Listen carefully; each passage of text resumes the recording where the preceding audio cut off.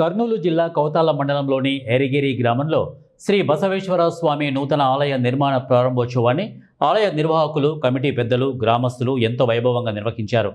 ఈ సందర్భంగా 165 కలశాలతో నేల పొలాల మధ్య గ్రామ మహిళలు పెద్ద సంఖ్యలో ఆలయానికి చేరుకున్నారు.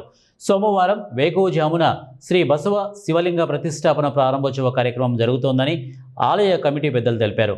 నూతన ఆలయ ప్రారంభోత్సవం సందర్భంగా గ్రామంలోని ప్రతి ఒక్కరూ భక్తి శ్రద్ధలతో పండగ వాతావరణాన్ని తలపించేలా జరుపుకోవాలని ఆలయంలో స్వామివారికి వివిధ రకాల పూలతో అలంకరించి ప్రత్యేక పూజలు చేశారు. అనంతరం శ్రీ శివపార్వతి బసవేశ్వర గణపతి విగ్రహాలను గ్రామంలో ఊరేగింపు నిర్వహించారు.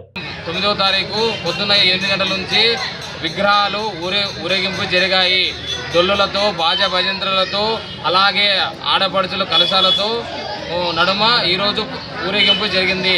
ఈరోజు ఆడపడుచులు 163 మంది ఆడపడుచులు కలశాలతో స్వామివారికి ముందుగా అంగరంగ వైభవంగా డొల్లులతో, బాజా భజంత్రులతో ఊరేగింపు జరిగింది.